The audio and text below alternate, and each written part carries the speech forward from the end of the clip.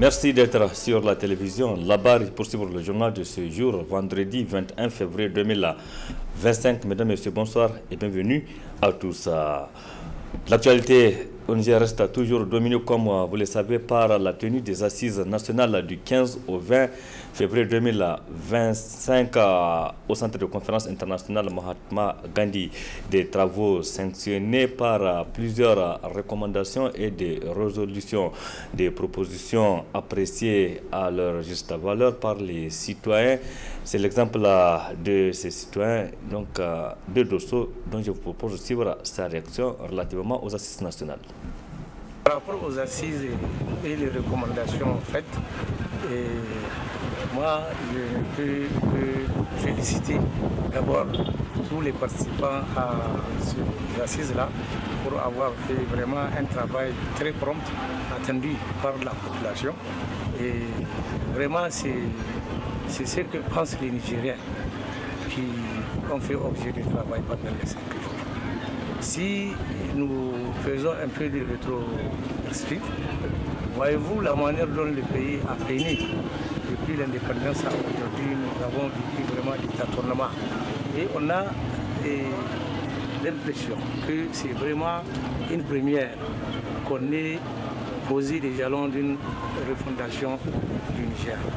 Les recommandations qui ont été formulées, je les ai beaucoup appréciées. Et je souhaite que le président de la République puisse vraiment les accepter. Et ça, c'est parce que c'est vraiment la pensée du peuple. Et en plus, une des recommandations qui a beaucoup attiré mon attention, c'est cette volonté de vouloir créer un ministère du suivi de tout ce qui a été fait à travers les assises, puisque ça reflète la pensée des populations. Lorsqu'il va y avoir un ministère comme ça veut dire que rien n'échappera. Et tout ce qui a été dit permet vraiment d'avoir un contrôle prompt, permanent, sur tout ce qui va se passer. Et j'ai beaucoup accueilli la dissolution stricte de tous les partis pour que cette même refondation puisse repenser davantage à ce que les populations puissent s'exprimer à travers les partis de manière juste. Ce qu'on a assisté à quoi? On a assisté à des vols d'électeurs. On a assisté à des achats de conscience. Et ça ne grandit pas un pays.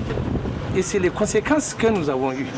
Alors, s'il faut dissoudre les partis politiques pour aller vers une structuration à travers la charte nouvelle qui ne fera pas d'un individu mon parti à moi, ou le parti de chez moi, ou le parti de mes amis, et c'est ça qui est bien. On va voir ce que le projet de charte va sortir et nous allons aussi apprécier cela. Et moi, franchement, de mon humble avis, je pense que la suppression la dissolution des partis politiques, moi j'ai beaucoup accueilli ça positivement. Mon seul message à l'endroit du général Tchani, c'est vraiment de faire un effort pour accepter l'ensemble des recommandations faites par rapport. C'était là donc la réaction du citoyen nigérien, notamment à la personne de Abdou Zika, sur les conclusions des assises nationales pour la refondation dont les travaux se sont tenus du 15 au 20 février 2025. Des travaux appréciés par les Nigériens de tous bords. Autre aspect de cette édition, parlons de cette activité, notamment ce lancement ce matin à Niamey des travaux du projet de plateforme intégrée pour la sécurité de l'eau au Niger, un projet qui vise à tenir une validation du rapport provisoire de l'étude sur l'assistance technique en assainissement. Précision, Ismaël Moumouni et Saldoumi. œuvrer davantage au rayonnement de la ville de Maradi et Niamey, motif de cette rencontre des experts à travers les travaux de validation du rapport provisoire de l'étude sur l'assistance technique en assainissement des deux localités. Cet atelier est organisé par le projet du plateforme intégrée pour la sécurité de l'eau au Niger, PISEN. Le représentant de PISEN dresse l'objectif du projet. Le projet de plateforme intégrée pour la sécurité de l'eau au Niger est financé par la Banque mondiale. Ses objectifs de développement sont de renforcer la gestion des ressources en eau, soutenir un accès accru aux services d'eau et d'assainissement et améliorer la résilience des moyens de subsistance à la variabilité de l'eau induite par le changement climatique dans certaines zones du Niger. Le PISEN applique une approche multisectorielle appelée plateforme de l'eau, dans le cadre de laquelle la prise de décision est décentralisée, concertée, mais coordonnée pour une gestion durable des ressources en eau. La composante 2 du PISEN, qui vise un approvisionnement durable en eau potable, un service d'assainissement efficace et un changement de comportement adapté dans les tissus bassins du projet. L'assainissement, un secteur qui tient à cœur à la Banque mondiale. La Banque mondiale tient beaucoup dans le secteur de l'assainissement et c'est un secteur qui vraiment va connaître beaucoup de développement dans le futur au niveau de nos villes et qu'il est important déjà de commencer à se pencher là-dessus pour pouvoir vraiment essayer de jeter les bases d'une véritable stratégie allant dans le sens de la prise en charge véritable et efficiente de ce secteur. En procédant au lancement des travaux, le secrétaire général du ministère de l'Hydraulique, de l'assainissement et de l'environnement est revenu sur l'intérêt qu'accordent les autorités aux conclusions de ces travaux. La cérémonie qui nous réunit aujourd'hui a pour objectif la validation du rapport provisoire de l'étude portant sur l'assistance technique du volet assainissement. Au cours de cette rencontre, vous aurez à échanger sur les deux thématiques principales de cette étude, à savoir contribution en vue du développement d'une stratégie de chaîne de valeur de l'assainissement urbain pour les villes de Maradi et de Niamey. Contribution en vue du développement de matériel de communication pour le changement comportemental afin d'améliorer l'accès aux services d'assainissement urbain au niveau des ménages. Les débats que vous allez avoir au cours de ces travaux sont donc d'une importance capitale. Au vu de la qualité des experts ici présents, je suis convaincu que nos travaux vont déboucher sur des propositions pertinentes nous permettant d'aboutir à un document de qualité. Vu la qualité des participants, ce rapport, une fois validé, va sans nul doute contribuer efficacement à améliorer l'image de la ville de Maradi et Niamey. Une autre cérémonie de lancement qui a eu lieu ce matin, c'est celle du salon de l'agriculture, de l'hydraulique, de l'élevage et de l'environnement Sahel Niger. Cette activité s'est déroulée hier, plutôt au lieu de ce matin.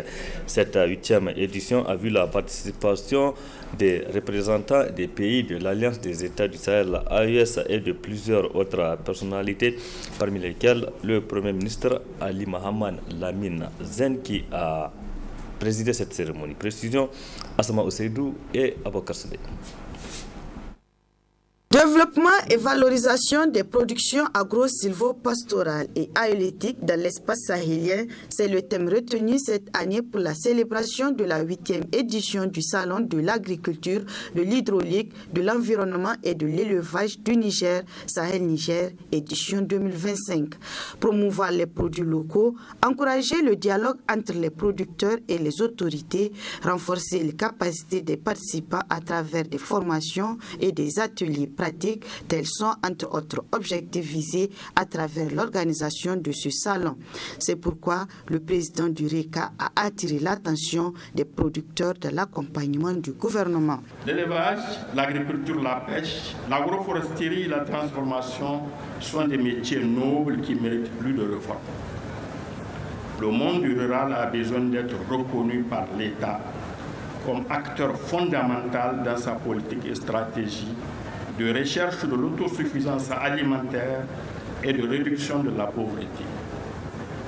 Il a besoin donc d'être respecté, soutenu, valorisé et impliqué à la prise de décision sur toutes les questions ayant trait au secteur agro-silvopastoral et halieutique.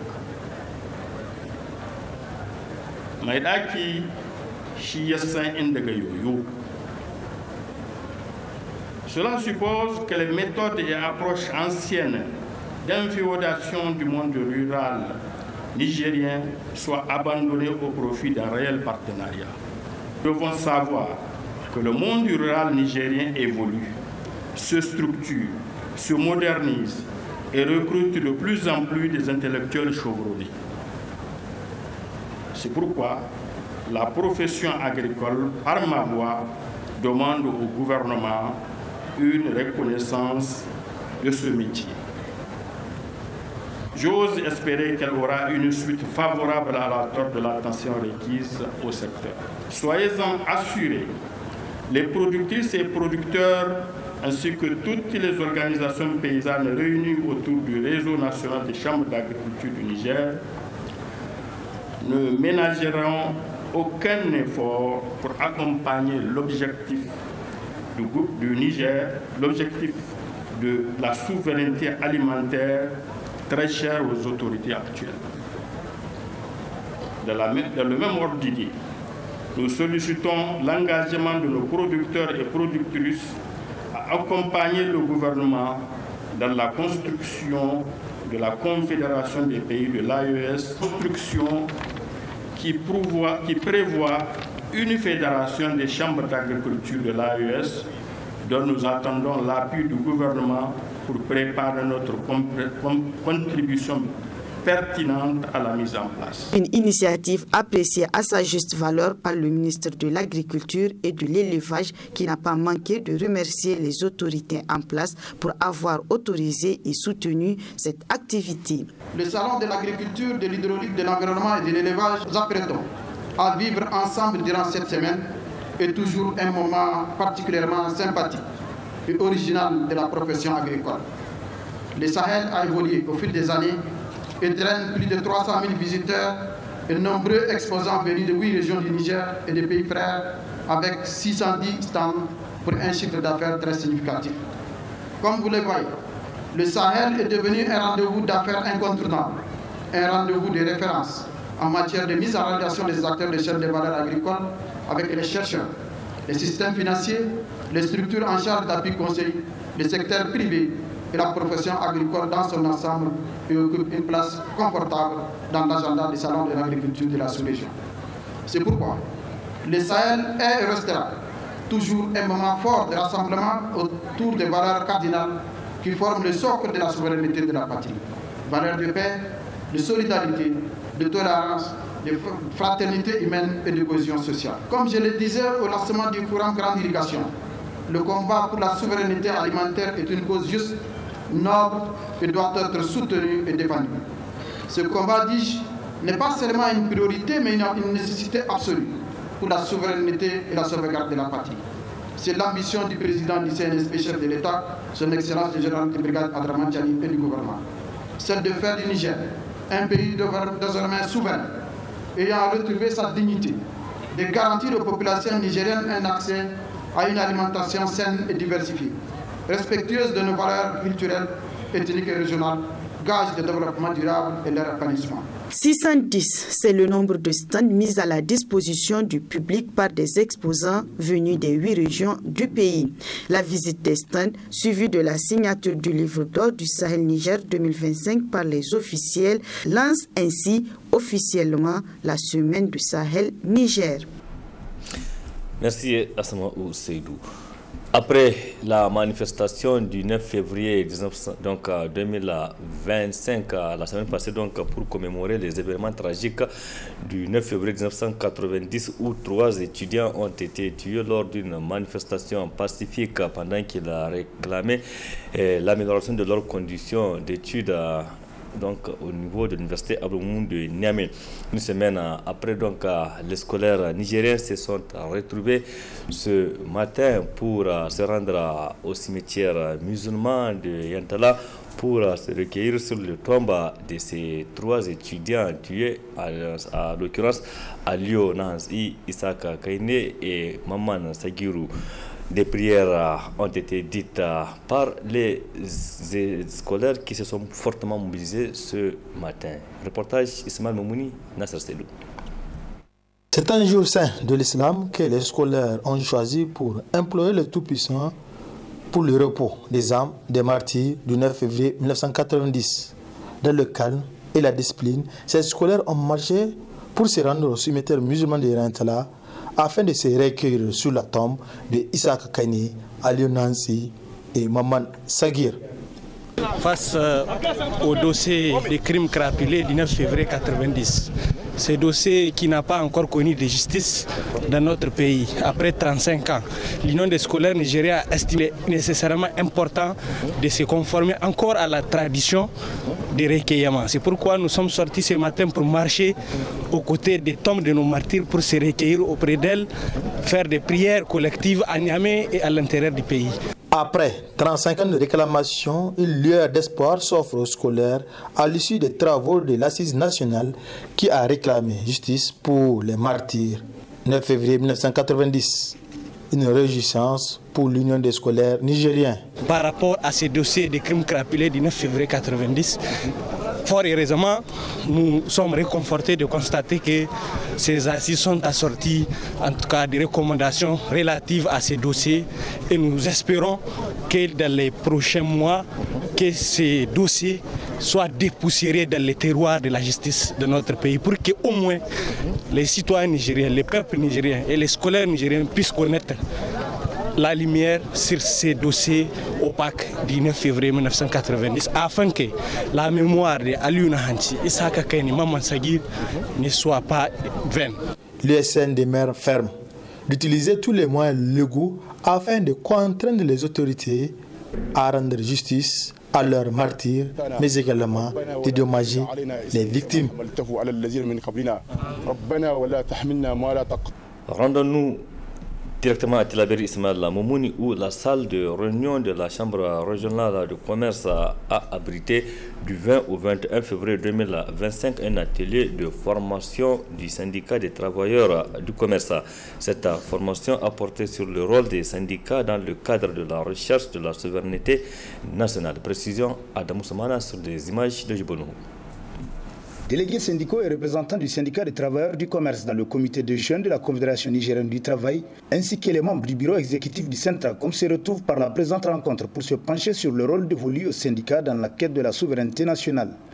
Un thème qui est d'actualité, a bien souligné le secrétaire général du Centracom en ouvrant les travaux de cette formation. En effet, depuis le 26 juillet 2023, notre pays est sous embargo, dû à la volonté des impérialistes qui va d'un mauvais œil notre volonté de nous affranchir. Ce comportement illégal et injuste de ces impérialistes touche en premier lieu la population et en particulier les travailleurs qui sont les maillots de la production. Plusieurs de nos membres sont licenciés et d'autres ne sont toujours pas à l'abri. Nous sommes résilients parce que nous avons un grand rôle à jouer dans la quête de la souveraineté nationale. C'est pourquoi je vous demande de suivre attentivement et d'être participatif aux modules qui vous seront présentés. Auparavant, le secrétaire général de la section Centracom Tilaberi et le responsable régional de la Chambre du commerce, en prenant la parole, n'ont pas manqué de souhaiter la chaleureuse bienvenue à l'ensemble des participants. Je demande à tous les camarades d'être passifs et d'être attentifs. Et je ne peux que dire grand merci à toute la délégation. Je vous souhaite la bienvenue et aussi pour que votre séjour soit encore plus agréable. Si vous avez besoin de quoi que ce soit, en tout cas, n'hésitez pas. La chambre, on est là pour vous, la chambre de commerce est là pour vous. S'il y a quoi que ce soit qu'on puisse faire pour rendre votre séjour agréable, vraiment, on est là. Ok, et aussi je vous souhaite vraiment une très bonne séance. Ainsi, 48 heures durant, les participants à cette formation vont se pencher sur les voies et moyens permettant aux syndicalistes d'apporter leur contribution dans le cadre de la recherche de la souveraineté nationale. Merci Adam Ousmane. Retour ici à Niamey pour parler de la Fédération des femmes musulmanes du Niger qui a organisé ce vendredi soir un grand prêche dans la salle de réunion du syndicat national des agents de douane à SNADA. Une rencontre religieuse pour entretenir d'abord les femmes sur le comportement à adopter pendant le mois béni de Ramadan, mais aussi pour inciter ces femmes à se lancer dans l'exercice des activités génératrices de revenus. Suivez plutôt.